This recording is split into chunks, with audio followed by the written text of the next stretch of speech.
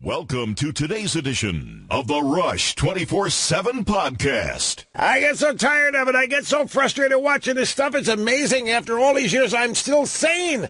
I just watched idiocy on CNN. I mean, idiocy above the norm.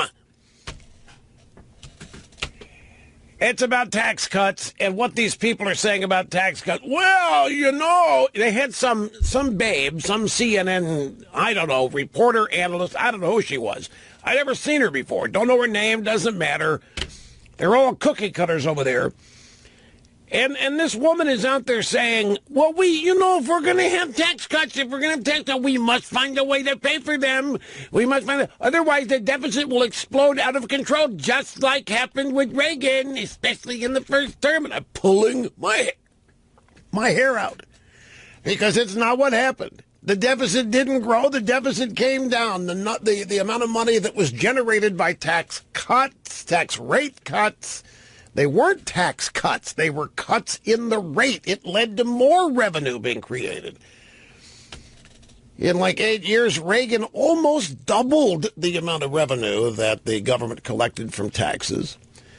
But this woman is obviously brain dead, and she's just repeating and regurgitating in robot-like fashion the drivel and bilge that she's been taught. And then, we must start talking about deductions, too, because the Trump administration is only cutting taxes for the very rich and those who want to be very rich, and this is not fair. And we must seriously look at the home mortgage deduction. And you know why? Because the home mortgage deduction is very, very bad. It's leading us to buy McMansions, and that is not good. So what? What did I just see? What did I just hear? The home mortgage deduction is leading us to buy McMansions that we don't need, and that's not good? And all of this occurred over a graphic which said, GOP official, this is not a tax cut, this is a sham, or some such thing. Some Republicans upset that it's not even really tax reform. Anyway, it is so frustrating. Oh, yeah, now they're going nuts. They're going nuts with me saying that Trump caved on the wall. Look, we're going to get to that in just a second here. That's not the priority right now. It's a very, very close second. But I have to talk about this judge, folks, and what's happening here, because remember the piece that I shared with you from Daniel Greenfield, The Civil War is Here, and about the left simply respecting no authority other than its own. No authority in the Constitution. They do not respect the authority of election results.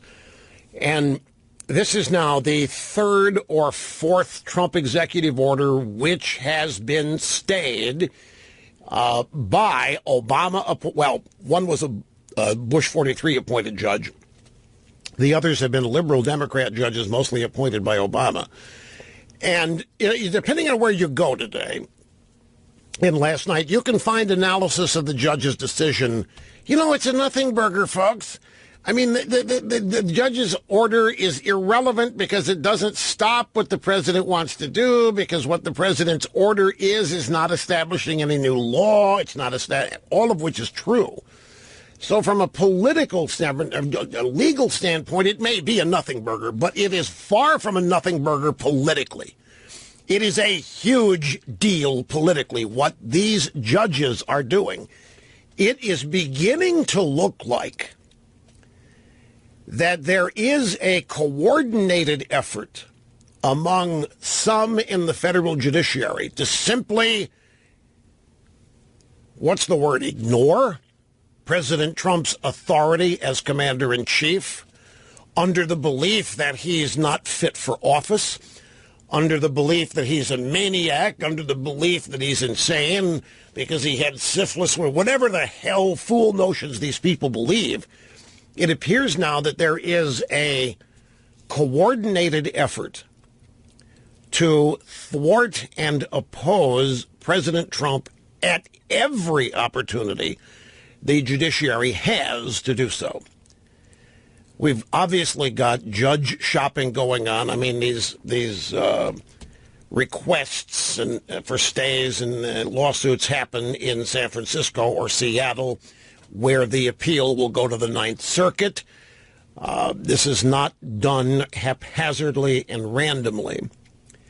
And it is part and parcel of what we've been talking about, and that is the ongoing effort by the left to delegitimize the election, to simply say, we don't accept it. We refuse to accept the outcome of the election. Donald Trump is president, and we, the federal judiciary, are going to do everything we can when we have the chance to stop this president in his tracks from accomplishing anything he seeks to accomplish that we can stop. And that may not, the actual ruling yesterday, which we'll go through here in a second, may in fact be nothing legally, but politically, I think this is huge, because that's what this is. These judges are not ruling on the merits of the law. They are not ruling on anything judicial. They are ruling as pure political participants, and they are enforcing their own policy preferences in their efforts to use their power to thwart and stop the President of the United States. Now, let's look at, by the way, greetings and great to have you. Here's the phone number if you want to be on the program, 800-282-2882, and the email address is ilrushbo@eibnet.us. Okay, so what was this executive order? In the strict sense of the executive order, there was nothing new in it. There was no new appropriation of money. There was no new law. There was no new executive action. All this executive order was, essentially, was a statement that existing federal law regarding the funding of sanctuary cities would be enforced. That is all this executive order was. Some people might say, well, then it's a bogus executive order. Trump's just grandstanding. Maybe. You might be able to get away with saying that this was simply a climb to the mountaintop and a shout that says, listen to me, we're going to start enforcing the law, which is all that Trump has been doing when it comes to immigration. There is no new immigration law in this country. All there is, and what's causing all of this controversy and all of this roiling everybody, is the decision by the Trump administration to enforce existing law, be it regarding the border, be it illegal entry and deportation, be it what to do about criminal illegals, be it what to do about sanctuary cities. All this is the enforcement of existing law. The reason why it looks so extreme to some people or outrageous is that we haven't been enforcing immigration law. We have been behaving under the Obama administration as though there isn't any immigration law and that whatever Obama wants to do is fine. And you will note that whenever Obama did create executive orders that did create new law, there wasn't a judiciary mobilized to stop him. There was one judge in Texas by the name of Hannon who did, but in every other case of Obama executive orders, the judiciary just rolled right over. But here with Trump, they are, it's hard to say that it's conspiratorially unified. I don't think it is. I think liberals are liberals, and they do not need memos back and forth to be told what to do. They do not need instructions. They are liberals, and as such, they know that they exist to stop Trump. They believe nobody has to tell them Trump is illegitimate. They believe nobody has to tell them that Trump's election was illegitimate. These are the kind of people who believe the Russians really did impact the election, and therefore Trump and everything he's doing is illegitimate. Whenever they have a chance to stop it, they're going to do it. And by the way, there's, I think, a bombshell news story today that I found in the, it's either Washington Examiner or Washington Times, that really kind of just blows up this whole notion of Russia hacking the election. The drive-bys are not mentioning it. I will, before the program unfolds today. So we have, I think, dire circumstances. I don't think this is a nothing burger. I don't think that this is nothing to get all excited about. In the legal sense, the judge did not stop the enforcement of existing law. I know, well, Rush, what the media... The media is not telling you the truth about it because I don't think the media understands what happened here. All the media sees is that another judge told Trump to go to hell, and they love it, and that's all that matters. Now they can report another judge told Trump he can't do what he wants to do because Trump's irresponsible, Trump's illegitimate, thank God for the judge, and that's the narrative. But that's not what the judge did. That's not what his executive order was. His executive order was a pure 100% political statement, and it contained what every other judge that has stopped Trump to date has contained. Well, you know, he said during the campaign he was going to ban all Muslims, and he said during the campaign that he was going to kick people out of sanctuary cities. And so the judge cites that stuff as evidence and justification for doing what he's done here to theoretically stop Trump. But even in this order, the judge admits that there's nothing new here. In this order, the judge admits that he's not stopping anything. If you read the whole thing, reading the whole thing is a slog, which is why the drive-bys are not going to do so. The judge's name is Orrick. You might have heard the name because he's the guy that found against the people that created the videos, the secret videos exposing Planned Parenthood for chopping up babies and selling body parts. He found against the people who conducted those secret videotapings. He's an Obama fundraiser. He's an Obama donor.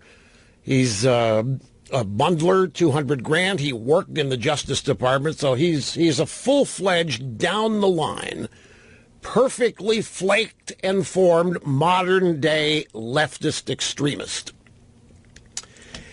But if you spend the time on this on the exact order, for example, the judge acknowledges that the construction of the Trump executive order, the way it's written and what it proposes, he acknowledges that. He agrees with it. The executive order that Trump is ballyhooing here is simply a reinforcement of existing law. There's nothing new in this executive order. It's just Trump announcing that we're going to be enforcing the law. And some leftists are saying that Trump's trying to score political points doing this, and he may be. It may be that Trump wants to let everybody know that he's a new sheriff, there's a new sheriff in town, and this law that's been ignored, we are going to enforce it. But the judge acknowledges that. The judge in his ruling acknowledges that the Trump executive order does nothing more than call for the enforcement of already existing law. The judge admits this. This judge is trying to embarrass Trump. This thing was rolled out. This executive order was rolled out with, a lot of pomp, a lot of circumstance. And this judge makes it clear in the ruling that he wants Trump brought back down to earth. He wants it known that Trump is pretending, that Trump is trying to do something here that he's not doing. He's not doing anything new. And the judge wants to expose Trump here as effectively writing an executive order that doesn't do anything other than proclaim we're going to follow the law. And as I said, he spends a lot of time quoting stump speeches made by Trump and his campaign aides.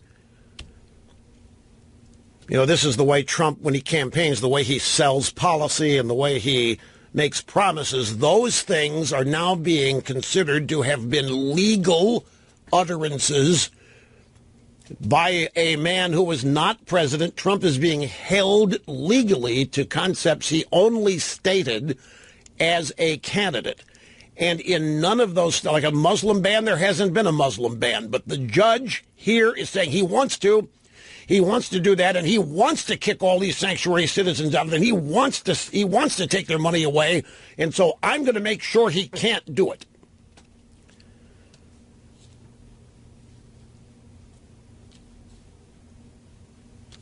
In one of the, my buddy Andy McCarthy calls it one of the most disingenuous passages in the ruling, The judge asserts that the executive order directs the Attorney General and a Homeland Security Secretary to ensure that sanctuary jurisdictions are not eligible to receive federal grants. That is not true. In fact, that is an out-and-out lie. The judge, I don't know, purposefully or not, that's a bit far, but it simply is not true. In quoting, the judge omitted the key passage in the executive order, which actually states the following. The Attorney General and the Secretary of Homeland Security, in their discretion and to the extent consistent with the law, shall ensure that jurisdictions that willfully refuse to comply with the law are not eligible to receive federal grants. All that statement is a statement of current law that is in the executive order, but what the judge left out in his ruling is the phrase, to the extent consistent with the law. So in his ruling, the judge wants people at times to think Trump is trying a sneaky maneuver here, and at other places in the order, the judge is admitting that there's nothing new here, no new ground being broken. And even when this thing was being put together and argued, Justice Department lawyers emphasized that this executive order did nothing but reaffirm existing law. And it's in the argument. But the judge refused to listen.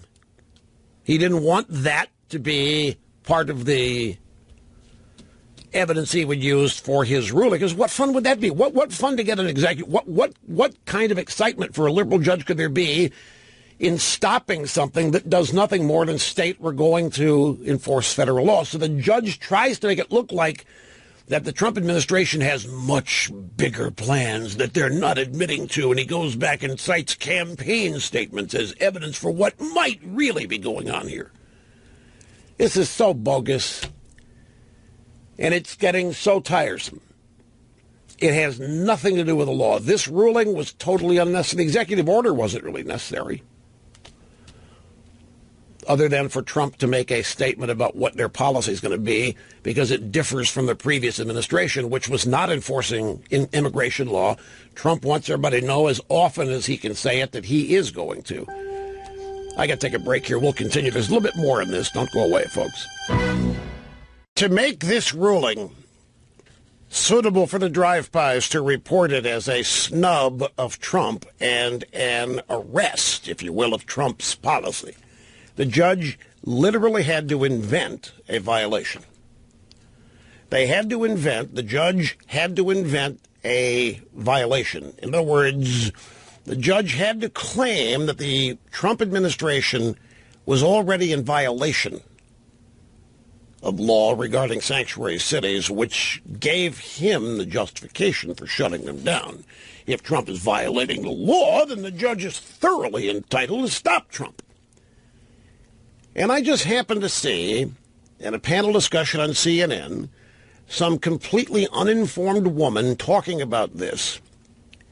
And she was referring to the part that I just shared with you of the judge's opinion, where he purposely leaves out the most important part of a paragraph in the executive order.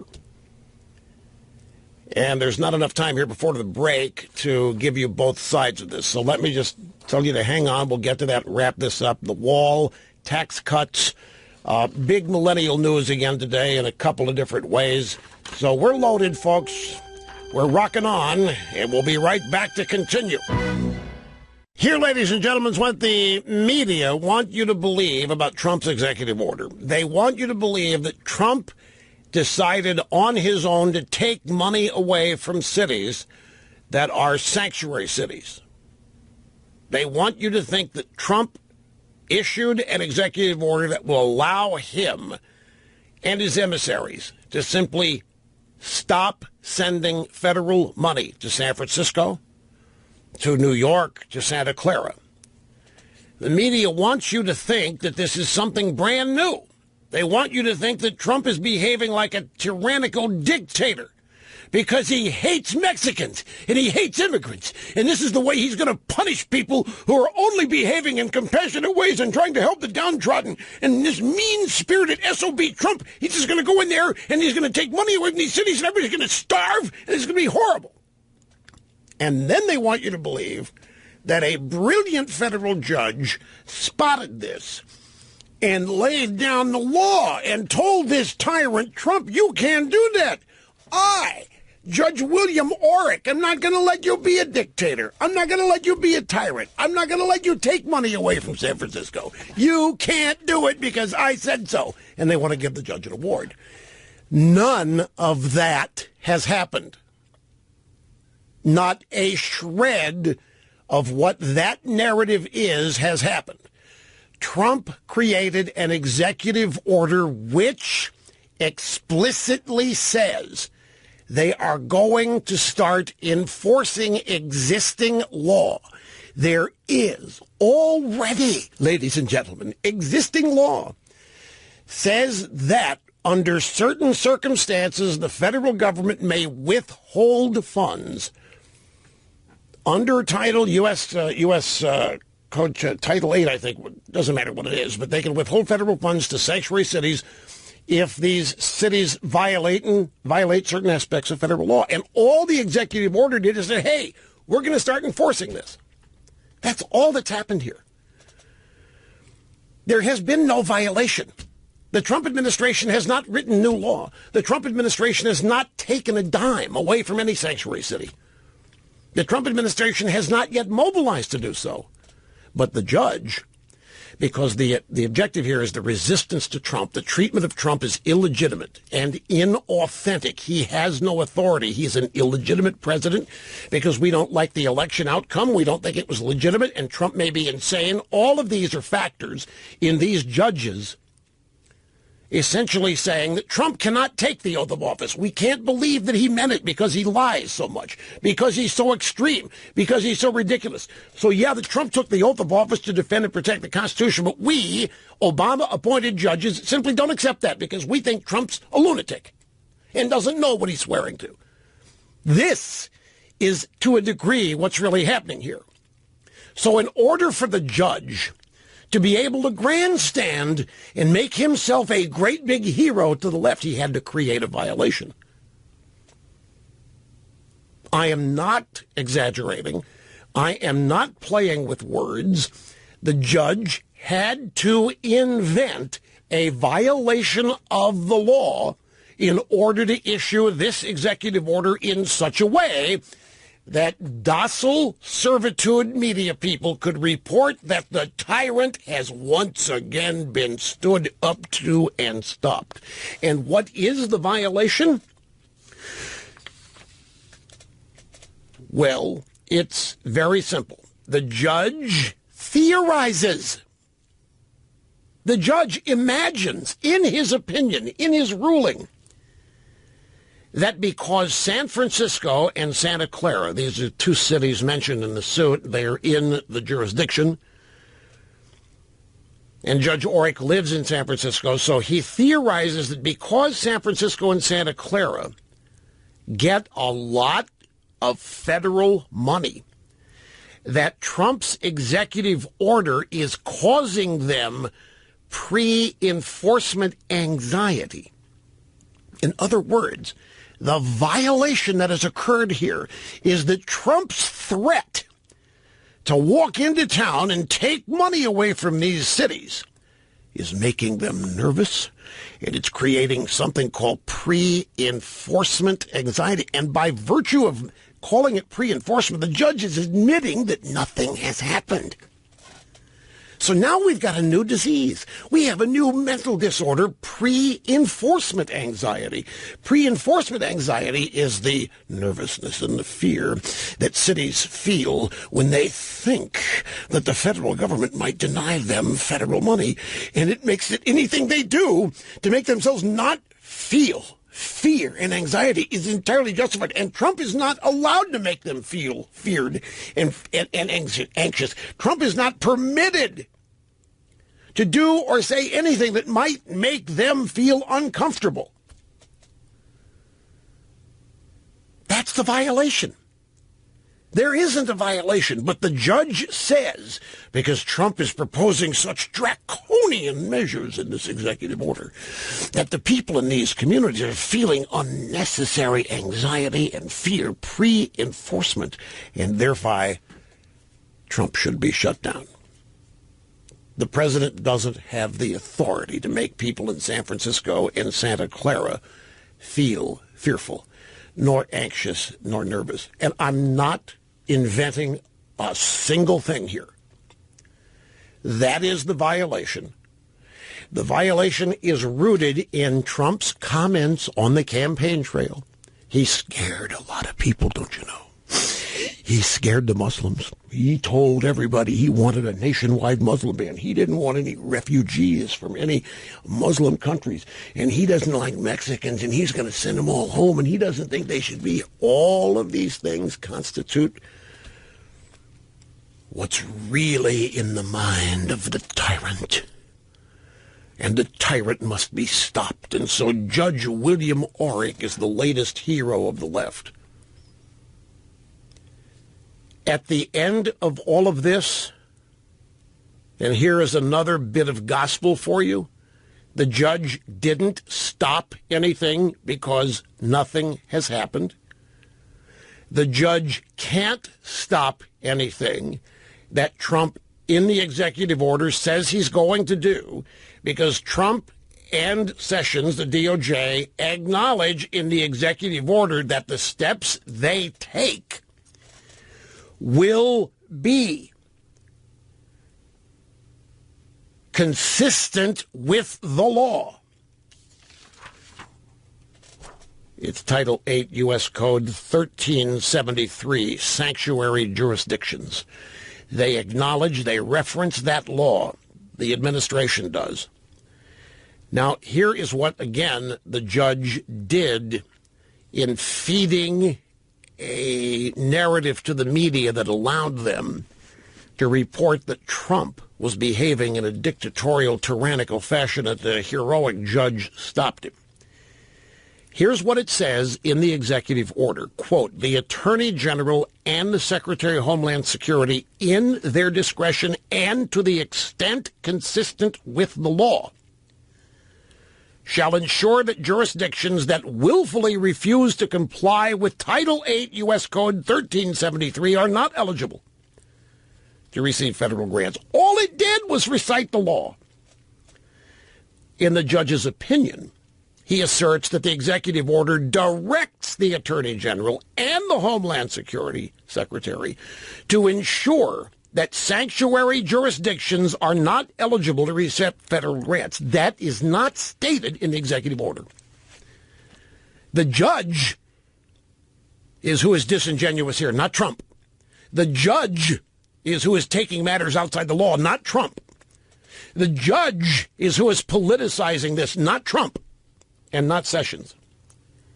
When the judge writes that Trump's executive order tells the Attorney General to make sure that sanctuary cities are not eligible to receive federal money, he is lying, because that is not what the executive order says. The executive order makes plain that the only way funds can be denied is to the extent consistent with the law, which is cited. That's what's happened here. At the end of the day, Trump can still enforce the law if he wants. He can still deny money to sanctuary cities consistent with the law. And the judge says so in the executive order, in his ruling. So nothing's changed other than the perception of what happened. And the perception of what happened is Trump's a dictator and a tyrant. He's illegitimate. He's a fraud. And he just tried to steal all these sanctuary cities' money. And a heroic judge stood up and said, no, you can't, not on my watch. And the judge is a hero. And Trump is being portrayed as what I just said. That's the politics of it. We'll be back here in just a second.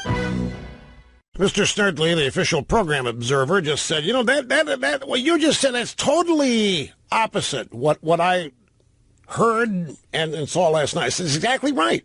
Exactly right. How many of you believe starting last night when you first heard about this, all during the night, during the day today, how many of you believe that another heroic federal judge stepped in to stop the tyrant in an executive order that is unconstitutional? How many of... Oh, you don't believe that they didn't convey to you that Trump was behaving unconstitutionally. That was not there. Then what did they convey Trump was doing? What did you think, based on what you saw last night, what did you think Trump was doing? What illegal was Trump doing?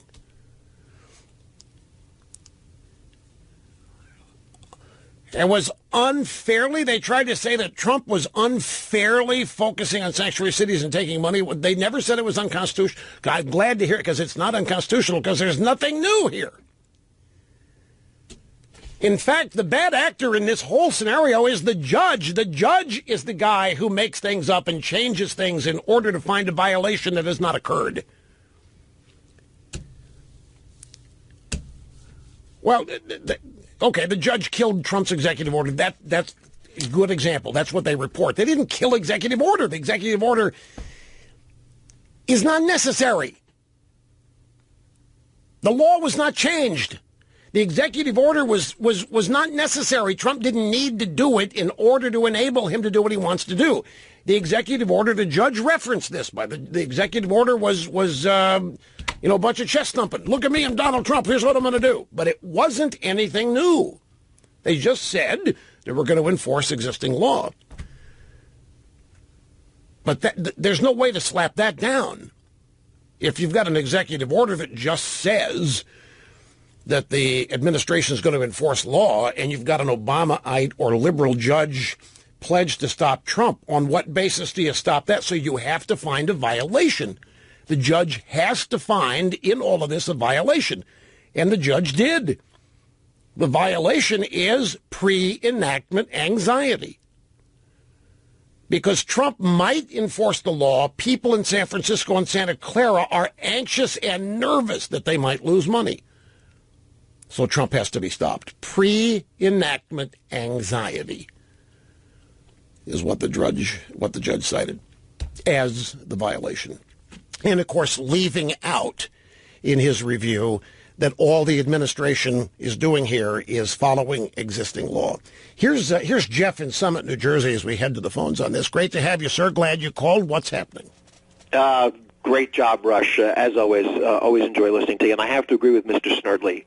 You're the first one to actually frame it this way. It was reported completely differently yesterday and last night, and thank you for clearing it up. Well, I had a lot of help from Andy McCarthy. I rely on him and a couple other people when it comes to matters of constitutional law and so forth. I'm lucky to have good friends who will source things for me, but it's stunning to me how unique the truth is here, and how out of bounds and how outrageous the narrative on this is. So, well, you know what else is glaringly absent from a lot of the reporting? It wasn't all that long ago. I think it was the May or so of 2016 when Obama's Justice Department, clearly guided by Obama, threatened to pull federal funding from school districts that didn't comply with his idea of providing transgender bathrooms, or allowing students who identified as an opposite gender from using the bathroom of their choice. Great example. In fact, when they issued that order or that letter or that directive to school districts, they gave them 5 or 6 days to comply, under the direct threat that they would cut hundreds of millions of dollars of federal education funds. And I don't remember anybody back then claiming pre-enforcement or pre-enactment anxiety disorder. They just moved to try to comply with the law. Not only that, there wasn't a single federal judge, there wasn't a conservative Republican that sued Obama or tried to stop him in court. We just don't do that. We just don't behave that way. We leave it up to the American people to render judgments on these things at election time. Well, I think we also rely on the fact that when we see something that appears to be lawful on its face, we assume that it's going to stand, and the person who has the apparent authority to engage in that activity is going to be allowed to engage in that particular activity, such as the president's authority here. Right. Well, but what authority did Obama have to threaten school funding if people didn't recognize what bathrooms some people wanted to use on Thursday at 5 p.m.? From my perspective, I'm not sure he had any authority to do that, but as you very Yes, he correctly did. point out, You know what nobody grants him? challenged it. You know what grants him the authority? If nobody's willing to stop him, he's got the authority. You know, that's a very interesting point. I remember when I first started working for a living, I had a boss who one day came up to me and he said, I just want you to know something. Authority is never given. It's taken. It's mostly, I think, true. It is mostly true. You know, I tell you, I have to like this new defense that this judge came up with. Do you think it would be possible, for example, for American citizens, when they get a letter from the IRS, to invoke this pre-enactment or pre-enforcement anxiety disorder and rush to a judge and stop the IRS from any further action? Yeah, well, I don't see... Try it. See what happens. Give me a call. Let me know what happens. You can beat a test case. I'm sorry. I can't file my taxes this year. I've been pre-enactment anxiety, waiting for the deadline, and I can't function. I can't function. You've got to stop pressuring me this way. The fact that I might lose my money to you, I can't do it. See how far you get with that. Look, folks, this is a serious thing. It's a serious thing in terms of what we have been discussing the last couple of weeks about what's really happening in this country. This is not a political disagreement. This is not a political debate taking place within the confines of our arena of ideas where both sides respect an ultimate authority. We don't have that. We have one side rejecting all authority except theirs, except themselves. And they are usurping and ignoring, when necessary, the Constitution in order to do so, the separation of powers. And nobody's calling them on it. I mean, to go to the Ninth Circuit and the Supreme Court on this is to guarantee that they will prevail. And will. By the way, folks, the law that allows defunding of sanctuary cities, Title 8, U.S. Code 1373, passed in 1996 under Bill Clinton. That's how old the law is.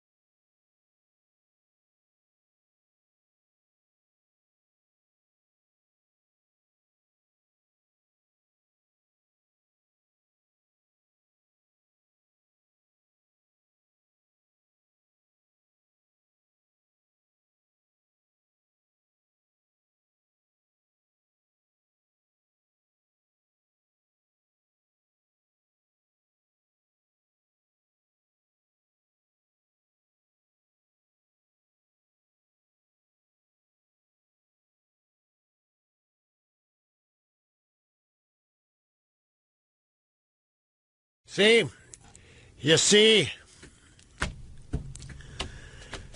Right there on CNN. There's a banner. Trump lashes out at another federal judge. That's how this works. It's entirely bogus. Trump should be lashing out at the federal judge. Everybody should be lashing out at the federal judge. Everybody ought to be angry at what this federal judge has done. Greetings, my friends, and welcome. It's great to have you. Rush Limbaugh executing assigned host duties flawlessly while serving humanity. The telephone number here, if you want to be on the program, is 800-282-2882. I just want to remind you, I had to say this lickety-split in brief amount of seconds as the previous hour closed. Title 8, United States Code, Section 1373, which is the sanctuary city defunding provision,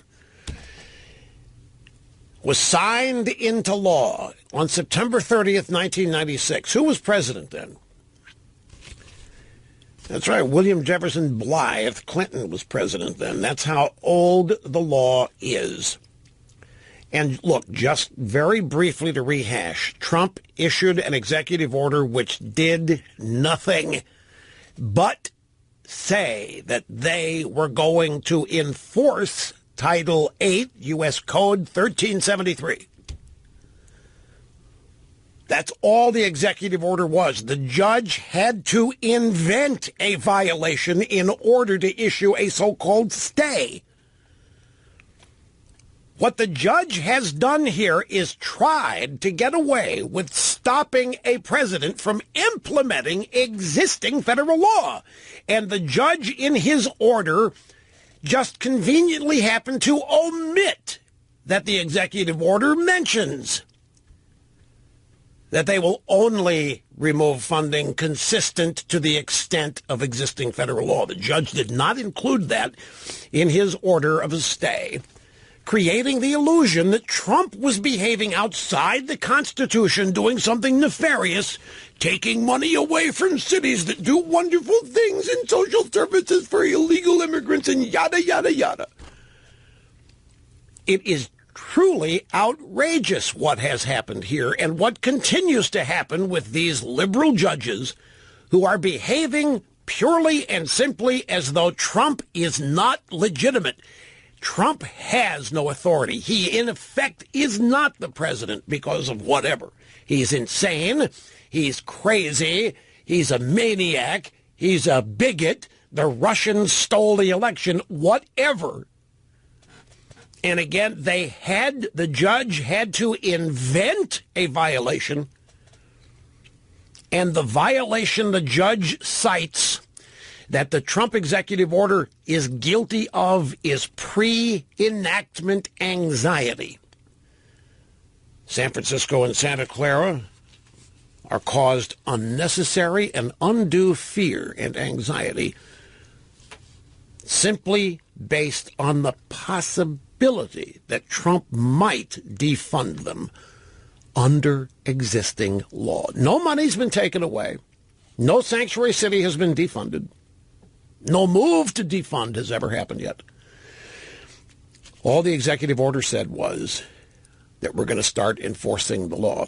By the way, there has been a salutary effect here, and that is just the threat to enforce the law and the beginning of the enforcement of the law by ICE and the Border Patrol.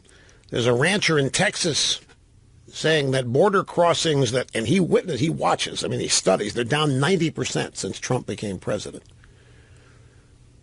Illegal immigration is down simply because Donald Trump has claimed if you violate the law and come here illegally, you're going to be sent back. And I did one more thing on this, and I'm going to move on. I just want to remind everybody again that the actions taken by the Trump administration on border enforcement, they do look, by comparison, really harsh. Wow. ICE rounding up all these guys, sending them home? Holy smokes. The Border Patrol and ICE are really moving into gear. The only thing that has changed in the last 8 years is that existing law is being enforced. The takeaway here, my friends, is the reason all of this looks like it's really over the top is because of how lax our enforcement of the law has been for 8 years. There hasn't been any, or very little. Obama has occasionally deported people and thumped his chest. Look at me, I'm the deporter-in-chief. Look at me, I'm enforcing it. But he hasn't. He wasn't doing a thing to stop illegal border crossings. The country wasn't doing diddly squat. Now that we are, it looks like, wow, massive new changes, and I know there hasn't been a new law. What's Trump doing?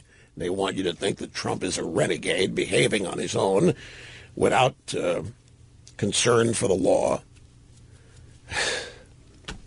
Oh, clarify one thing. When I said that the procedure here going to the Ninth Circuit and the Supreme Court is to guarantee that this judge wins, all I meant by that was that the Ninth Circuit is not going to overturn the judge. If you pursue this legally and you acknowledge the judge is legit, the judge is who is illegitimate here. The judge is the one playing the games of the law. The judge is the one engaging in politics here, not Trump, not Jeff Sessions. The judge is. And by the way, this cockamamie stuff of trying to take statements made during a campaign by a candidate and then saying that those represent statements that can be legally considered and enforced. Before the guy was even president, every one of these judges that stopped a Trump executive order has relied on that. For example, the first travel ban. There was no blanket ban of Muslims, but the judge in Seattle, well, Trump said that he wanted to ban all Muslims, and I think as the judge that this is just the first step, so I'm shutting it down. But there has never been presented an executive order or piece of legislation banning Muslims from the United States. Yet the judge, well, Trump wants to, and we're making law out of this. We're having legal decisions rendered based on these kinds of things. They're the ones, folks, that are way over the top here and way out of bounds. They are the ones who are behaving dictatorially and tyrannically, and they are the ones who are threatening the Constitution, not Donald Trump. It was Donald Trump portrayed as a tyrant, as a dictator. Trump was going to do this or that. So far, it's the people trying to stop Trump who are exhibiting that kind of extreme behavior.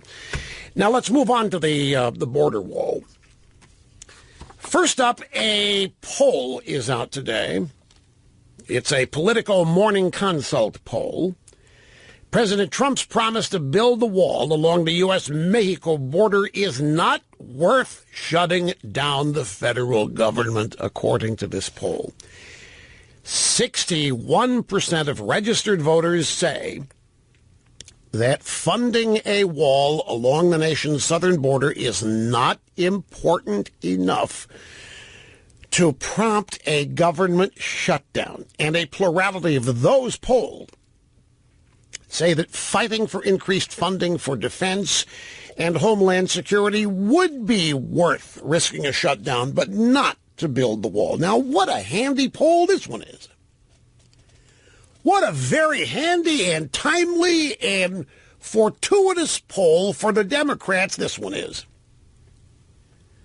Now, let's have a poll to see if the public thinks it's worth shutting down the government to fund Planned Parenthood.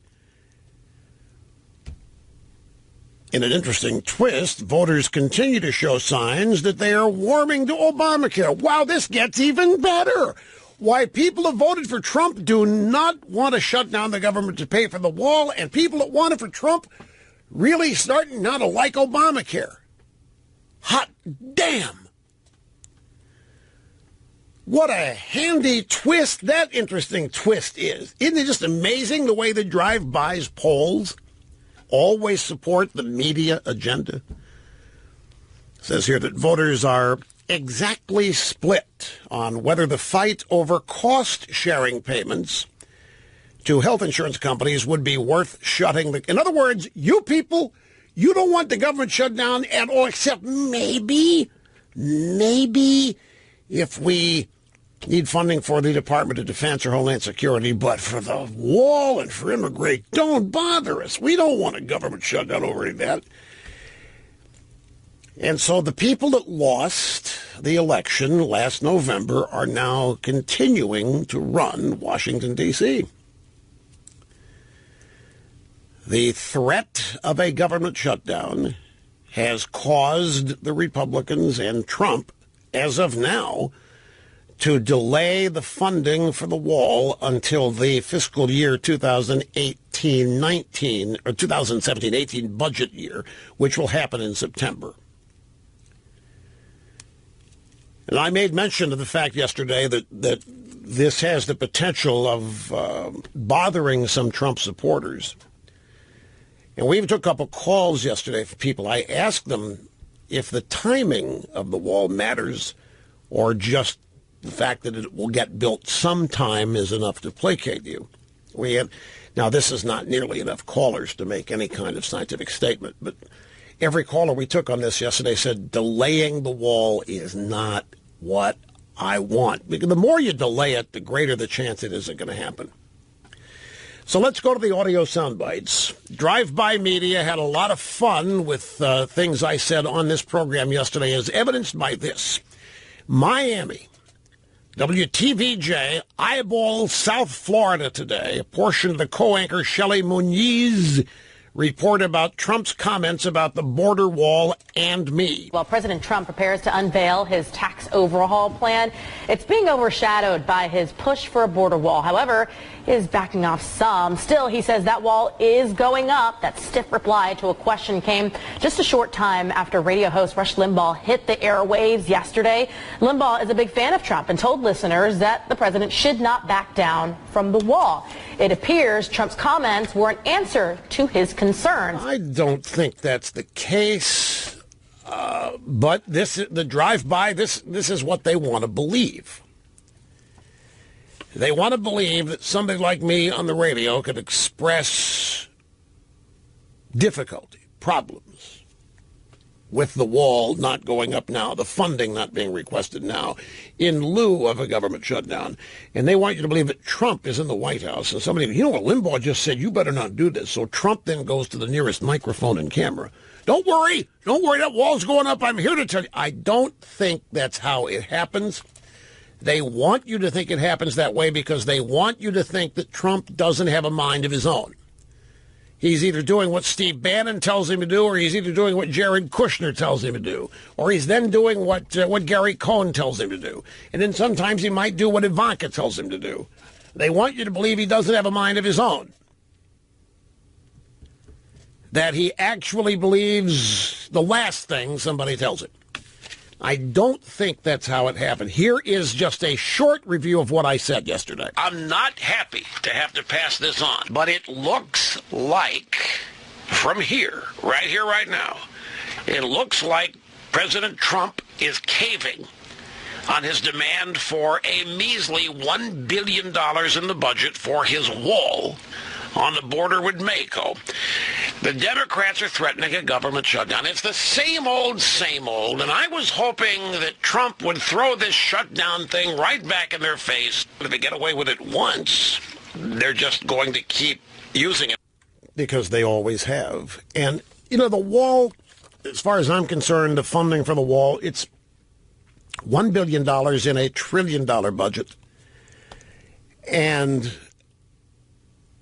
that makes it an insignificant amount of money budget-wise. But then the politics of this is an entirely different thing. Trump was sent to Washington to drain the swamp. If the Democrat Party, as losers, can continue to thwart the winners with this never-ending threat of a government shutdown, and that the Republicans are going to get blamed for it, to me, it's time to change that. It's time to blow up that whole narrative. It's time to take it on. This idea that the government shutdowns do not actually become what the term implies. 2/3 of the government cannot shut down. We're only talking about the third of government that's discretionary spending, and even at that, Nobody loses their jobs and nobody loses their Thanksgiving turkey. I mean, the whole thing is just, it has resulted from the Republican Party thinking they bought the farm back in 1995. This fear of budget shutdowns. For those of you new to the program, you can trace it back to the 1995 budget deal. Newt Gingrich was Speaker. Bill Clinton was the president. The Republicans control the House of Representatives for the first time in 40 years. The Republicans were insistent on balancing the budget. Their contract with America specified that this was one of their 10 goals and objectives and promises, and they were well on their way to doing this. The Democrats oppose any reduction in government spending. The Democrats oppose any reduction in the size of government at all, and instead they want government growing constantly, as large as possible, as quickly as possible. In the budget battle of 1995, the Democrats came up with an allegation that Republicans wanted to cut the school lunch program. This was said as Republicans starving kids. It literally became a narrative. It was in the news every day. Republicans want to starve kids. Then the media went out and found parents and asked them, what would you do if the Republicans starved your kid? And these parents said, hey, it's outrageous. My kids can't learn if they're hungry, and I don't know why the Republicans want my kids to go hungry. I just don't understand it. Nobody asked them, well, if that ever really happened, would you feed them lunch? You're the parent. That question was never asked of them. And then the Democrats began a letter-writing campaign. If you're new to the program, don't doubt me on this. 8 and 9, 10, 12-year-olds in New Orleans began to send letters to President Clinton and to Newt Gingrich. Please don't cut my lunch. I can't learn when I'm hungry. It's already tough enough to get food. If you take my lunch away, I don't know what I may not be able to learn anymore. And, of course, that was all it took. We couldn't shut down the government because the Democrats said, if you cut the school lunch budget, we're going to shut the government. And so government shutdown nevertheless ensued for a couple of days. And the media has been going to town ever since. Republicans shut down. The Republicans hate government. Republicans hate welfare. Republicans hate compassion. Republicans want you to get sick and die. Republicans want your kids to starve. And instead of the Republicans standing up and saying, that's absurd and asinine, the Republicans acknowledge that people think it and start behaving, trying to change their minds. After that budget shutdown, the Republicans were not hurt in the next midterm elections. The Republicans did quite well. Shutting down the government in an electoral assessment did not hurt them at all. But to this day, they blame the 1995 government shutdown for the end of Newt's speakership and the beginning of the demise of the GOP majority in the House. It was just absolute untrue. And it's a holdover until today. And the Democrats, whether they're the minority or the majority, every budget, Republicans want to shut down government. The Republicans even proposed, I got to take a break, that the Democrats didn't agree to. Wait till you hear this next. Don't go away, folks. So I just got a very caustic email. Mr. Limbaugh, you're missing the point. I don't care if there's a wall. As long as illegal immigration is stopped, and right now it's down between 75 and 90%, and it's happening without a wall. I don't care about symbols. I care about results. And if we're getting rid of immigration to this degree without a wall and without having to spend $1 billion, I'm all fine with it. Donald Trump forever. Okay. Well, what about, do you people not care about this bogus government shutdown garbage? You know, let me tell you something. Back in 2013, Rob Portman, a senator from Ohio, Republican, suggested the End Government Shutdowns Act. This is how these Republicans are like beaten dogs. You know, you walk up to them and they duck their heads thinking you're going to hit them. So the End Government Shutdowns Act, introduced by Senator Portman, the bill, what this would have done, the bill would simply continue funding at the previous year's spending rate until a new continuing resolution is passed. You like? Well, the Democrats shot it down. The Democrats don't want to get rid of the weapon they have by threatening a government shutdown and knowing the Republicans are going to get blamed for it.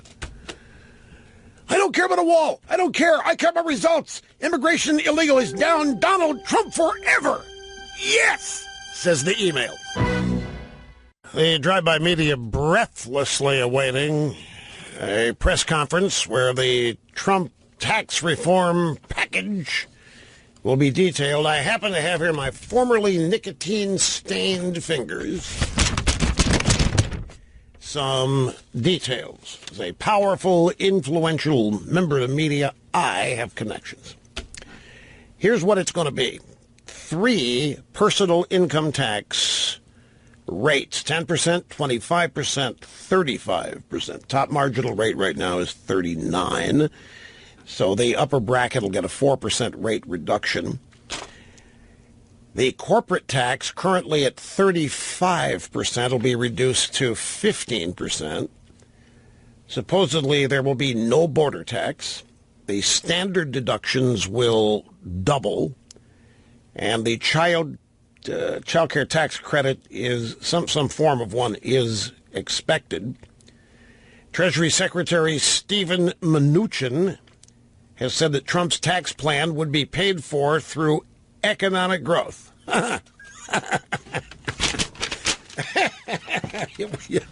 Because you know what they're going to do to that. I remember what I saw on CNN right as the program was started. I saw some. Is it twit? Yes, I got in trouble once. I put the wrong vowel in that word. I don't think we can cut taxes right now, Mr. King. Cut taxes right now. I mean, you're running too big a deficit. When you start cutting taxes, deficit balloons, and that's not good for any... Since when has the deficit and spending mattered to these people? When Obama was spending like the whatever, nobody in the media had any concern about it. There wasn't concern for the deficit. There was no concern for the national debt. There was no concern where the money was coming from. Now, on the other hand, Trump wants to cut taxes and pay for it. This one, you can't cut taxes without paying for it, and you have to pay for it with reduction in government services or other things. It's not doable, Mr. King. This isn't doable. And then they further discuss the concept of it, and the same twit. It's twit, right? The same.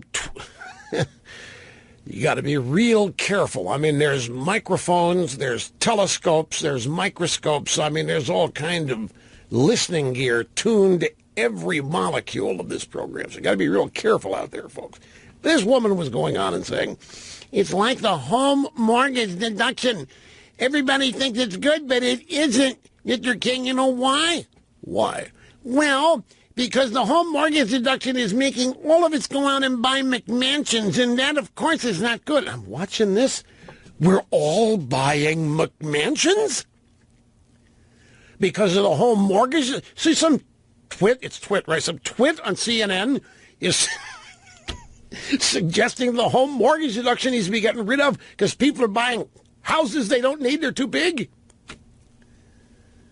Go to San Francisco where you can't afford a house. Go to New York where you can't afford it. And we're not talking about mansions. We're talking about... Do you know they're now selling 30 square foot studio apartments for $250,000 in San Francisco? 30 square feet. Folks, that's 3 square yards. Think of what 5 yards look like on a football team, a football field. Anyway, when I start laughing hysterically here at the tax cut being paid for by economic growth, of course it can be. Without question it can be. We've proven it. But you think that's going to last 5 minutes in the drive-by media?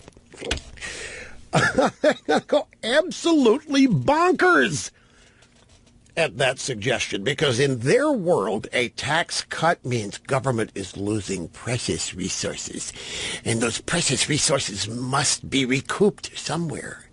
We must find a way to pay for the tax cut. And remember, the premise of this, folks, is that all money is Washington's, not yours.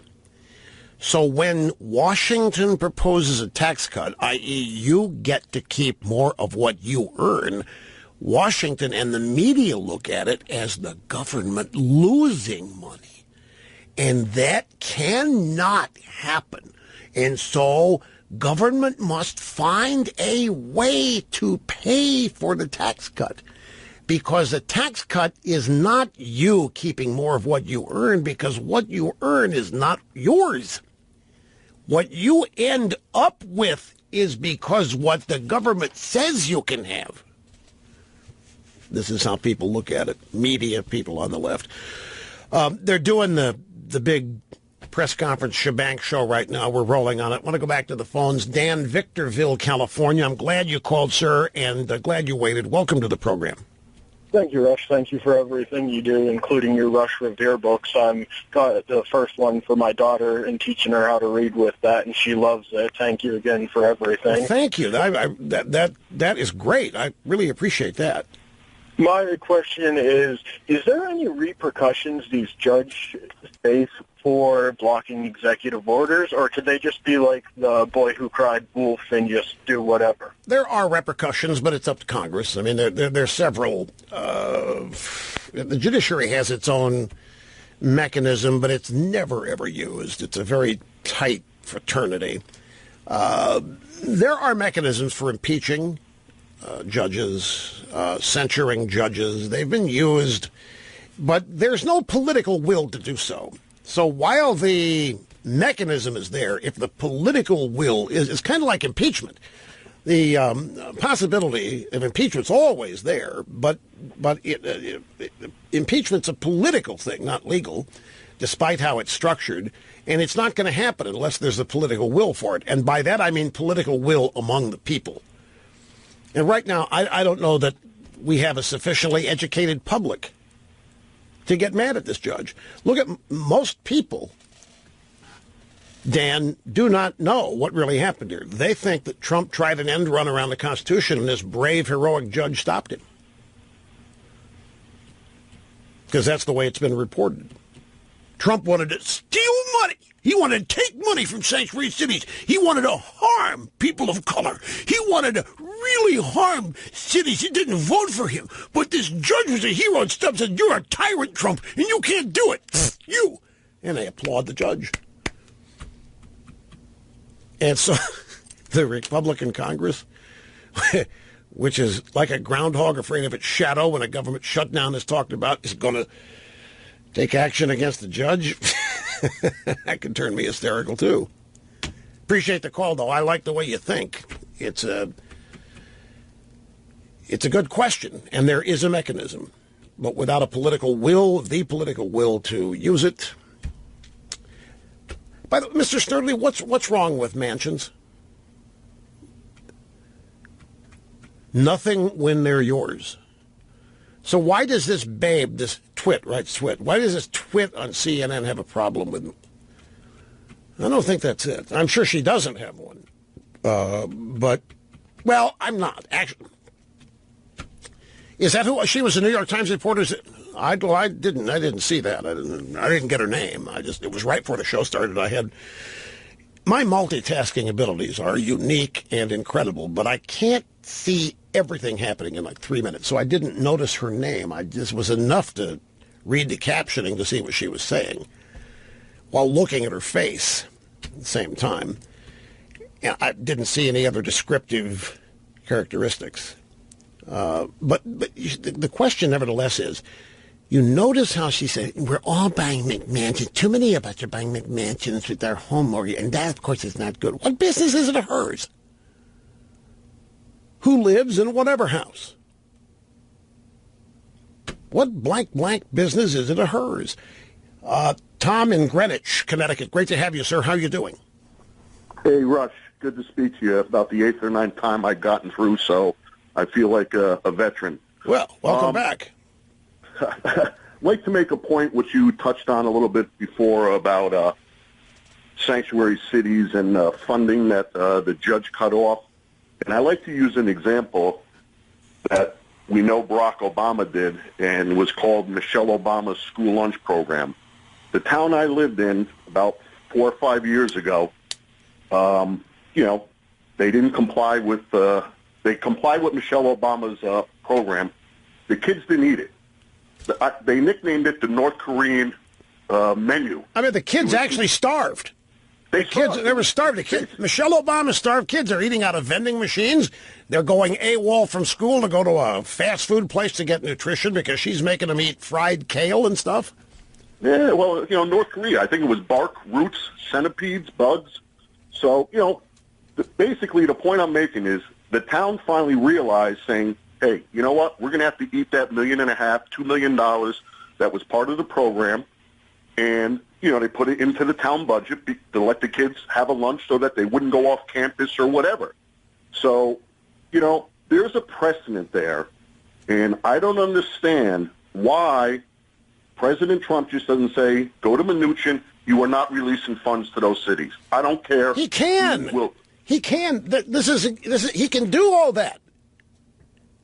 The judge did not tell him he can't do it. That's why. Don't make me have to go through this again. Please. The judge did not say Trump can't do anything. The judge wanted the media to report that the judge denied Trump. But Trump didn't say he was going to do anything other than follow existing law. The judge could find nothing wrong with that other than to say Trump is lying about it based on what he said during the campaign. Trump obviously wants to do more than what the law says, even though Trump has never done it, never said he wants to do it. The executive order doesn't go beyond the law. Then the judge created a violation. There wasn't a violation. Trump hasn't violated anything in this regard, but the judge made one up. He said that the threat to remove money is creating pre-enactment anxiety in San Francisco and Santa Clara. And that is not good. And Trump can't do that. But the legal beagles are looking at this and saying, why is everybody all worked up? Nothing changed. The law's still the law. The judge didn't change it. Trump didn't change it. That's why I'm trying to tell people what really happened here. This is pure politics on the part of the judge. The law is still the law. If Trump wants to send Jeff Sessions to San Francisco, if he calls him in and says, Beauregard, I want you to head out there, and I want you to tell these people they got 30 days to shape up. I want you to quote them. Title 8, U.S. Code Section 1373. They've got 30 days, and if they don't, then by virtue of this law, we're going to defund them. Go out and tell them. Trump can still do that. The judge didn't say he can't. The judge made up things Trump is supposedly doing that Trump isn't doing. And the judge is making up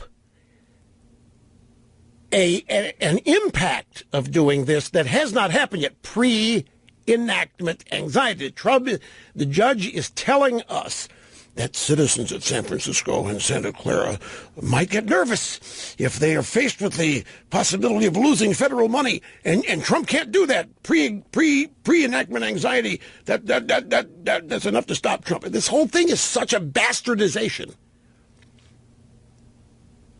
Nobody has told Trump that he can't defund sanctuary cities because the judge did not rule that law unconstitutional. This was a pure exercise in nothing more but a refusal to acknowledge the authority vested in Donald Trump as president. This was nothing more than yet another judge essentially saying, you don't have the power to do anything because I don't acknowledge you as president, and I don't acknowledge your oath of office because you're not sane and you're not of sound mind to actually tell the truth when you take the oath of office. Now, the judge didn't say this. This is what's in these people's minds. This is how they're justifying to themselves their actions. The Russians stole the election. Whatever they tell themselves, Trump is not legitimate. He is not the authority. And these judges are telling themselves in the media they are saving America. They are saving the Constitution. They are saving the people of this country from this tyrant. They are fencing in this tyrant. They're making sure that Trump cannot be who he really is. And the media is applauding this. It's outrageous here, folks, what this is. Anyway, I'm fully prepared to keep explaining this as long as it takes. The Trump tax reform proposal also eliminates a death tax And they did not announce it, but Mnuchin, the Treasury Secretary, said it'd be very, very, very competitive rate on repatriation. To give you an example, Apple Incorporated, that's what they are now, the big social justice company that makes stuff, they have in the bank 240, 250, I forget the numbers, let's say 250, rounded up, $1 billion. That's just sitting there. That's the total sum of their profit for year after year after year after year. And it grows by 40 or $50 billion a quarter. Most of that, 80% of that, is held overseas because Apple is a worldwide social justice and social warrior company. And they do not bring 80% of that $250 billion back to America because the federal corporate tax rate's 35%. So the social justice warriors at Apple, who normally you would think would want to pay a 90% tax rate as good social justice warriors, do not want to pay such a high exorbitant rate as 35%. So they keep that money overseas where much of it has been earned. Repatriation is the bringing that money back home and having it circulating in the American economy. And there is a one-time repatriation tax rate being proposed. They haven't said what the rate is. But, for example, if they make it the capital gains rate, say 15 or 20% as opposed to 35, the theory is that Apple and other social justice warrior companies will bring money they're holding overseas back home to the U.S. if they have to pay a much less prohibitive tax rate on it. Makes perfect sense. I mean, economically. Why, when you are beholden to shareholders and a board of directors, why would you willingly pay a 35% tax rate on $250 billion when you don't have to? It's working for you just fine. Parked in Ireland and Taiwan and China and Strasbourg, wherever it is. Why bring it home? Unless they make an incentive. And the Trump people are talking about just such an incentive. So that press conference with Q&A from reporters about specifics is still going on. We'll feed you information as we get it. And we'll continue right after this. Don't go away. A couple of other little tidbits. The only deductions that would remain are mortgage interest, which is good because Beyonce and what's his face, they're buying a $120 million house in Bel Air, a McMansion. Charity and mortgage interest. Why would Democrats oppose a tax plan that creates trillions of dollars of money for the government? I'll tell you in a minute.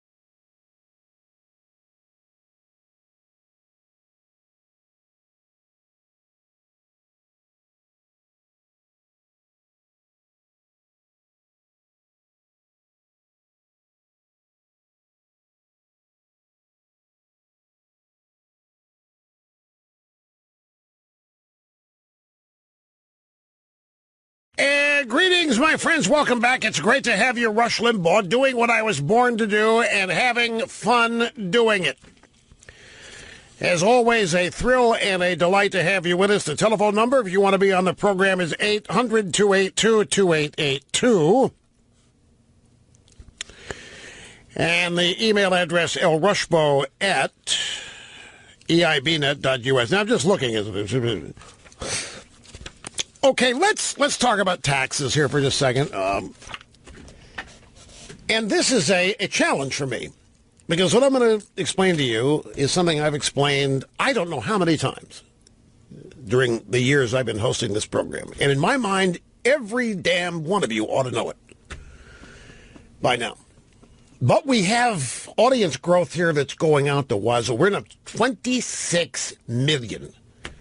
Now make up the EIB audience. It's a weekly cube, and it's just a phenomenal growth rate that is happening. When you stop and think about it, this program is coming up on 30 years old. That means the audience is, many of them are 30 years older than they were when they started listening, and they're still here, and there have been new arrivals over the course of the years, and particularly since the election last year, the growth rate is phenomenal. Normally, audiences tend to level off and in some cases drop off after an election as intense as the one in November was. We are experiencing continued expansion here. Now, the proposal here that Trump has brought forth, 3 tax rates down from 7. There's 7 tax rates now. Trump wants 3, 10%, 25, and 35. 15% corporate rate down from the current 35%. Capital gains, they want it 20% or maybe less. Child care, the exemption doubled. Standard deduction doubled. The only 2 deductions remaining will be for charitable contributions and home mortgage interest. And the death tax is eliminated. And Steve Mnuchin, the Treasury Secretary, said that the way this is going to be paid for is via economic growth. And he's right, folks. This is a very close tax cut in terms of its structure to the Reagan tax cuts of the 80s. And let me give you a little history here, because the question is that I get frequently from people, why would the Democrats oppose a tax structure that really increases the amount of money Washington has? Since Democrats are thought of as to be big government people and they love spending money, why on earth would they oppose a tax plan that creates even more money? It's a great question, and there are many answers to it. But first, a little history. The Democrats are going to refer to this as supply side or trickle down as a means of destroying it. That's what they did to the Reagan tax cuts.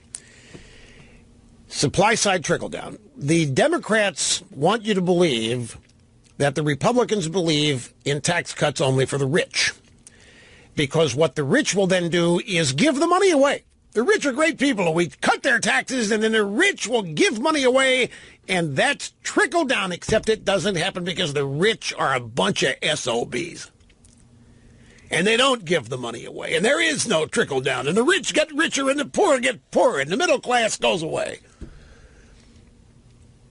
This has been the age-old, time-honored way of disfiguring and destroying the truth of the Reagan tax cuts, which rely on a singular belief that economic growth occurs in the economy, that the government doesn't have anything to do with economic growth because the government doesn't create anything. All the government does is destroy wealth by taking it from people, but it does not create wealth. Now, there are some ways that government actually does create wealth, but not in the sense we're talking about. And I don't want to get sidetracked by those. But the essential argument here is that when you cut taxes on businesses and on individuals, you leave both with much more income in their possession to do with whatever they choose, to spend it, to invest it, or what have you. But regardless, it all ends up circulating in the economy. It is not in government, and it's not being wasted. It's not being spent on things to buy votes. It's being spent on things that improve the lives of people. When businesses benefit from tax cuts, they can hire more employees because their businesses grow. When more people are hired, more taxpayers are created. More people paying taxes equals more money going to Washington. It's simple mathematics. This is the result of reducing tax rates. Reducing tax rates does not reduce tax revenue. Quite the opposite. Reducing tax rates means that taxpayers and businesses keep more of what is theirs, and how they use it grows the economy. Growing the economy means companies get bigger and need more employees. Individuals get wealthier and buy more things. All of this stimulates an economy which is growing. Now you're saying, why would anybody be opposed to this? Because this formula runs in diametric opposition to the entire existence of the Democrat Party. The Democrat Party, especially now, is not built on self-reliant people. The Democrat Party is built on people who cannot fend for themselves, who are not self-reliant. The Democrat Party is built and wants to be built further on people who are dependent on government for most of what they have and most of what they are able to do. The more self-reliant a people become, the less government is necessary. That means the less the Democrat Party is needed. That cannot be tolerated. But their arguments against this go even deeper. But before I get to those, let me give you some evidence. When Ronald Reagan took office in 1981, the top marginal tax rate was 70%. Now, the definition of a marginal tax rate is the tax rate on the last dollars you earn. The 70% tax rate was on income of, say, $75,000 and up. And you only paid that rate of 70% on money over 75 grand. I don't know if that's the real number. I'm giving you made-up numbers here just to illustrate. But while the top marginal rate was 70%, there were tax shelters and tax deductions galore. Nobody paid the 70% rate, but it was there. And because it was there, and there was a 60% rate, and a 50% rate, and a 45%, a 42.4%, there were some 12 or 13 different rates. And the objective as you acquired more money was to avoid going up in those brackets. The incentive was to shelter your money in government-approved deductions or shelters to avoid paying that rate. The government was still directing where your money went, but you still at least got to keep control of it rather than giving it to them. Reagan came in and said, this is absurd. And in 8 years, the top marginal rate dropped from 70% to 28%. Now, what happened to government revenue in those 8 years? It nearly doubled from $500 billion to almost $1 trillion, reducing the marginal tax rate from 70% to 28%. The revenue doubled. The Democrat Party immediately began history revisionism and could not permit that stat to become common knowledge. They could not permit that to become accepted fact.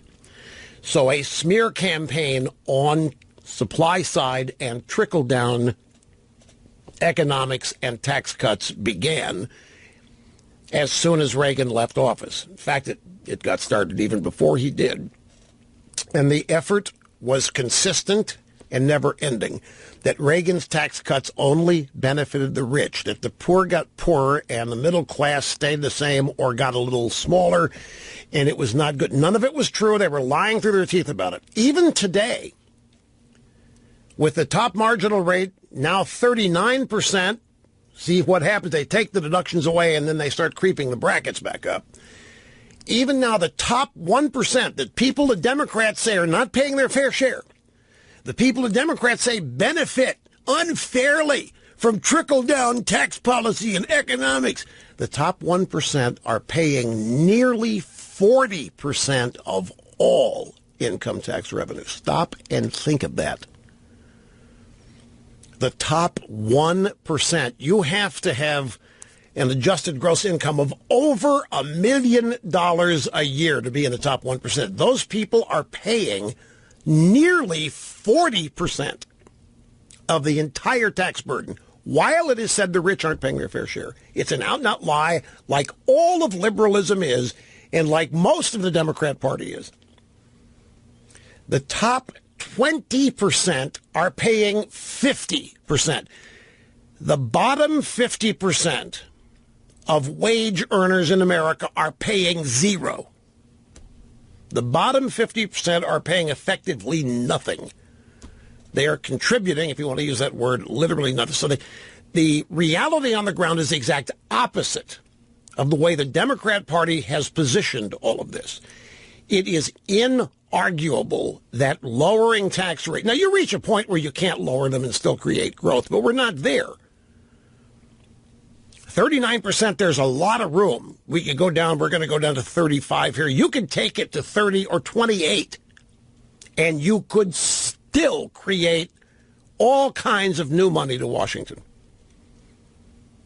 This is important because the Trump people are saying the way they're going to pay for it is with economic growth. Now, this whole concept of paying for it needs to be shot through holes, too, because that assumes that government is entitled to X amount of money every year, regardless how much they waste, how much they blow, how little they use in efficient way. Doesn't matter.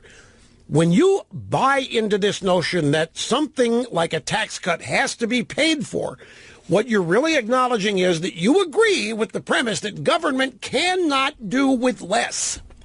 You can. When they raise your taxes, you're supposed to suck it up and get along with it.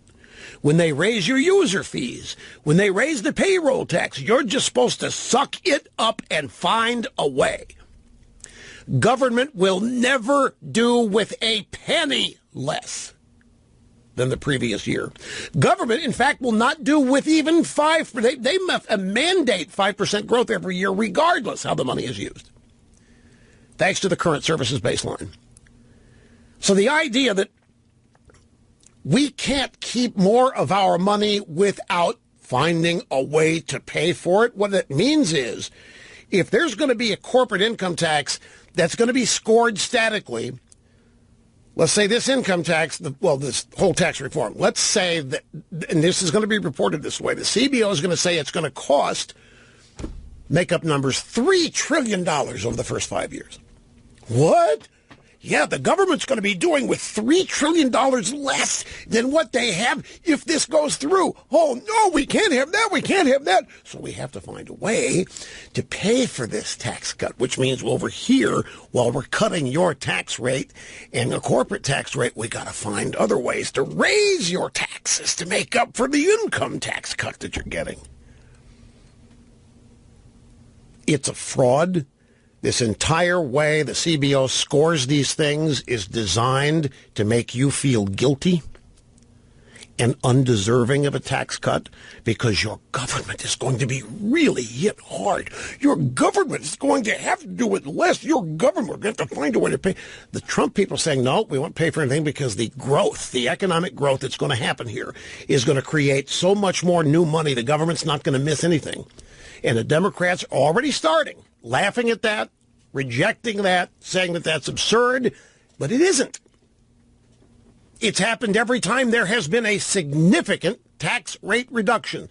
The increase in revenue, in 2003, an accident happened.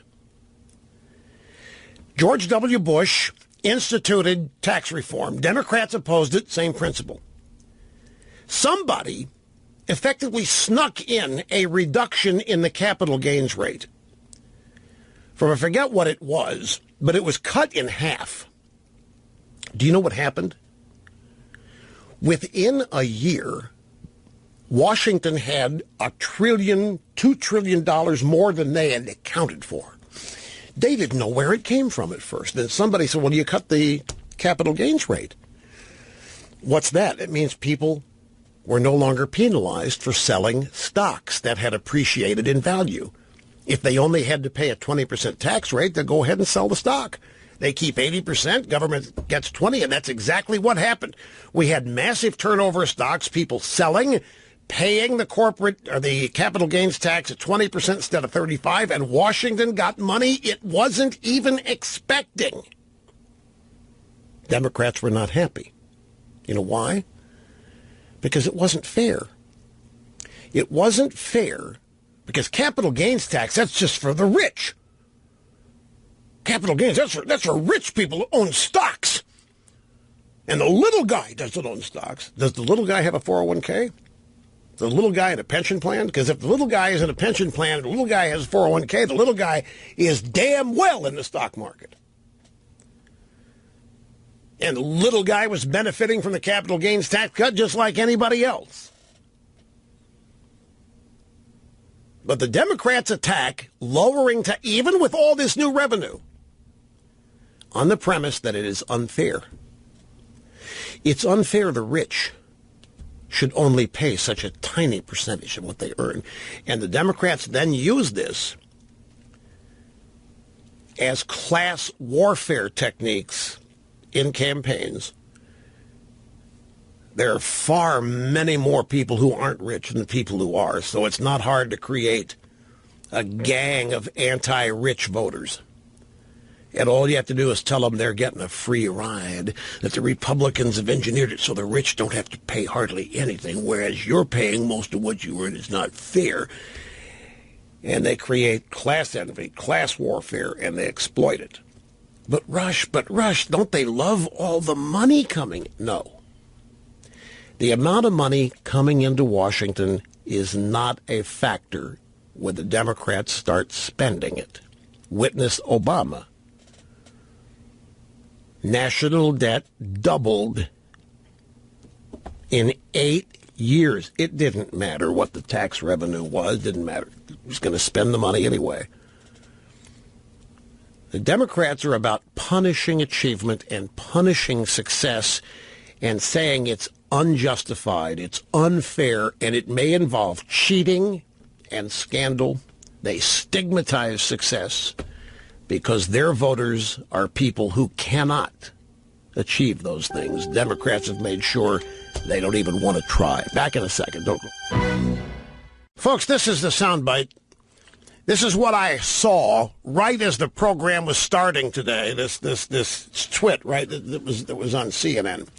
Her name is Rana Foroohar, and she's a Financial Times columnist. She's talking to Kate Baldwin at CNN about the upcoming Trump tax cut plan. I fundamentally don't see any proof in the last 20 years that tax cuts have really created growth. There's just not a lot of evidence that this works. And really, if you look back historically, businesses don't invest because of low tax rates. They invest because they find new ideas and an environment in which they think that they can make money. I do also think that it's important, if we are going to have tax cuts, that we figure out a way to pay for it, because otherwise you end up running up the deficit, which is exactly actually what happened during the Reagan era. There it is. It's classic. Not only that is purebred denial and ignorance. I fundamentally don't see any proof in the last 20 years that tax cuts have really created growth. Really? And I don't think that businesses, just because they have more money, that's not why they invested. You can't count on that. Businesses suck anyway, you know. And then we're going to really find a way to pay for it, and we're going to run up the deficit, which is exactly what happened in the Reagan era. No. What? Their deficit came down in the Reagan. It's Obama who blew the deficit and national debt out of the water. Consequently, folks, it works the other way, too. If you start raising taxes, you're going to slow down economic activity and you're going to create fewer taxpayers. And all I have to do to prove this is turn your attention to Obamacare. What happened with Obamacare? With the mandates of this massive new spending, meaning you have to buy a policy, it became law. Look at it as a tax. If you don't pay it, you get a fine, and you have to pay that. You have to pay something. Then there were new tax increases as part of Obamacare that businesses had to pay. What happened to our economy in the last 8 years? It went in the tank.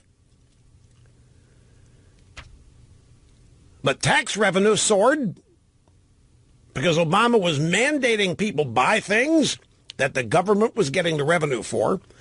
And there were tax increases, business and personal, regarding Obamacare.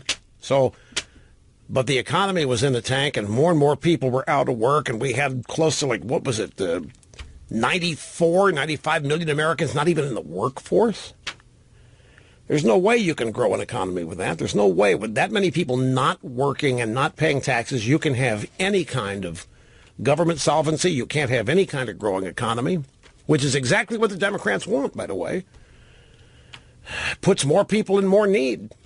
And when they don't care what government spends, and if you need this handout or that handout, if you need food stamps or 99 weeks of unemployment, why the Democrat, they would just as soon pay you to not work for 99 weeks as soon as you get a job. Much better for the Democrats that you don't work. The more you work, the less dependent on them you are. If this sounds hideous, sorry, it's true. If it's hard to understand lowering tax rates and increasing revenue, let me ask you this.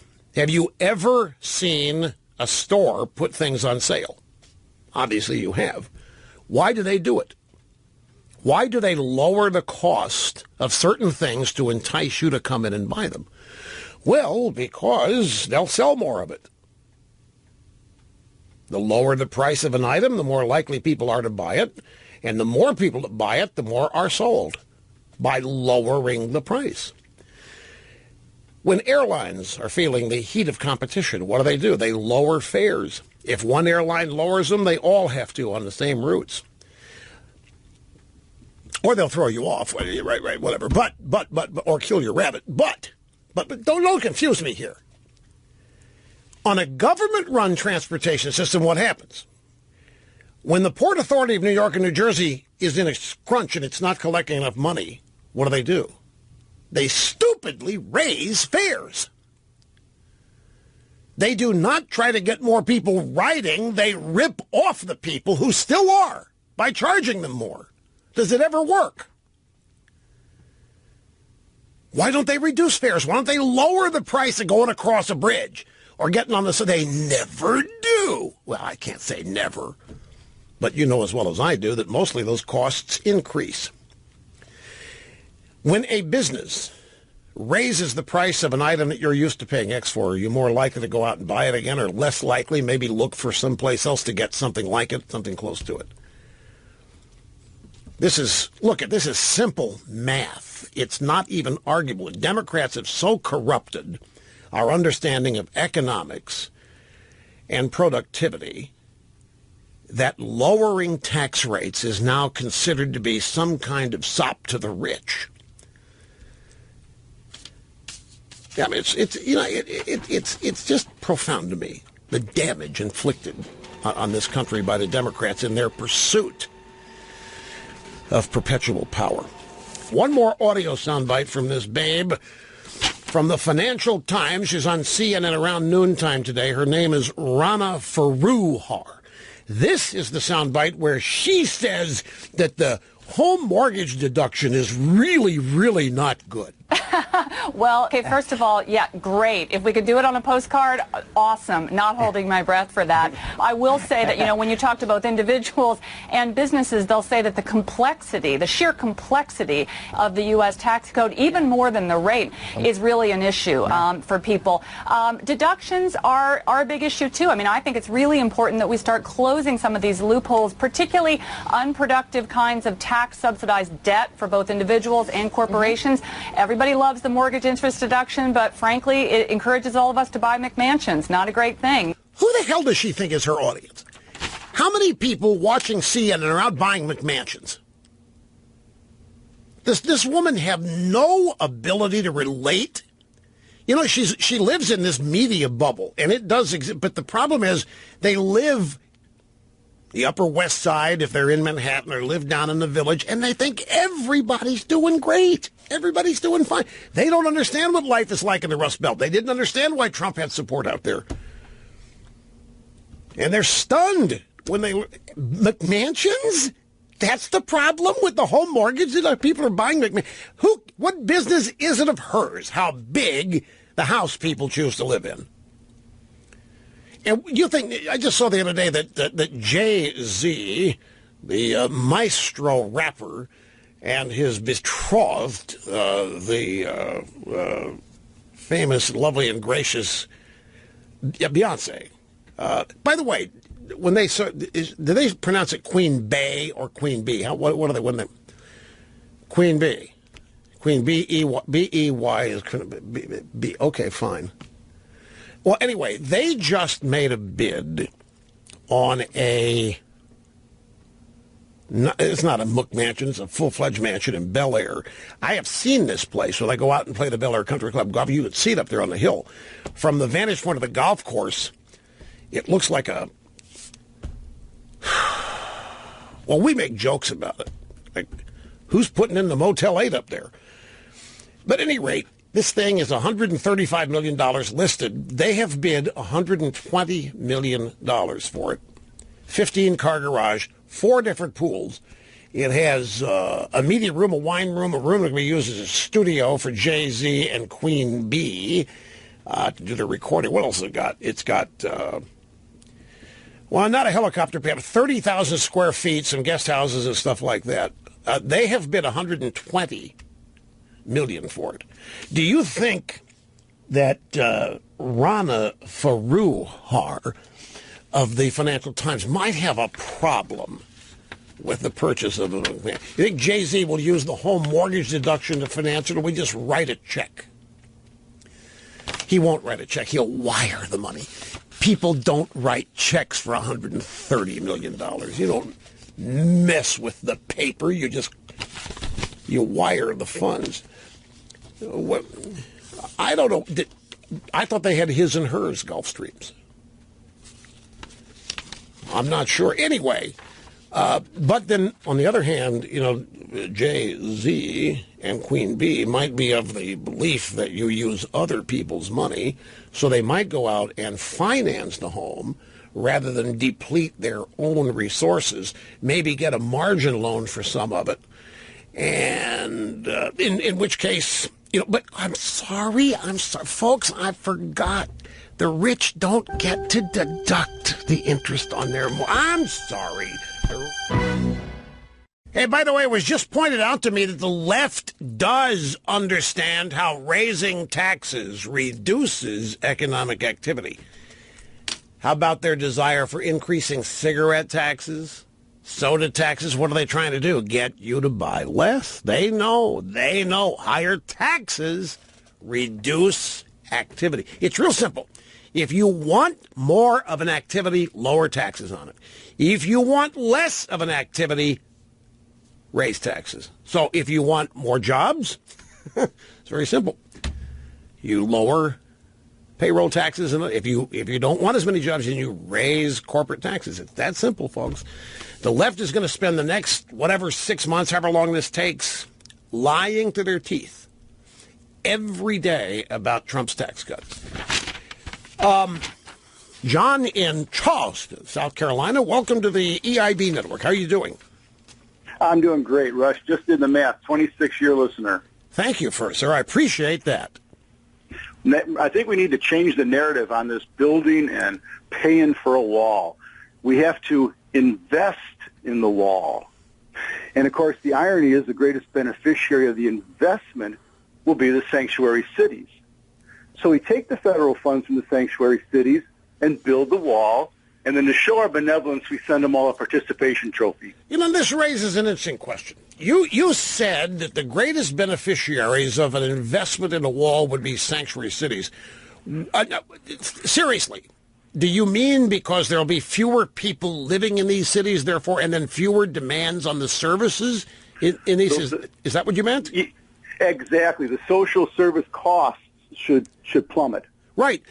Would you be stunned to learn that sanctuary cities are not interested in that? Just like the Democrat Party is not interested in tax rate reductions that result in you keeping more of what you were. Now, there's a caveat here. The Democrats are never going to object to you keeping more of what you earn. They're not that stupid. What they'll say is you're getting ripped off because the tax cuts for the rich only. And the Republicans only care about the rich, and Trump only cares about the rich. Trump only cares about corporations like him. But the fact is, the Democrat Party is threatened. Folks, please don't doubt me on this. I know it sounds odd, but it's true. They are threatened by self-reliant people, self-sufficient people. They're threatened by you being independently self-sufficient. Sanctuary cities. You might think these people would love to offload some of the burden on their social services. You'd be dead wrong. This is how they define their worth. This is how they define their compassion. By forcing the tax-paying working citizens of their communities to pay for all of this. That's how they get to run around and tell people how great they are. We're good people. We care for the disadvantaged. That's why they're opposed to any measure whatsoever that would reduce the sanctuary population. They're opposed to it. Why? There are reasons, and they are political and ideological. They're not economic. Being a sanctuary city for the people that organize and run is a great source of pride, social justice, fairness, equality, diversity. All the things that make liberals great people and make you a schlub. The more pressures and demands on their social services, the better people they are. Quick timeout. Back after this. Don't go. Ladies and gentlemen, the Reagan tax cuts turned the deepest recession since the Great Depression into the largest 20-year economic boom in American history. The Reagan tax cuts of 1981 and 86. And the same thing can happen here. Again, Democrats just cannot let it, however.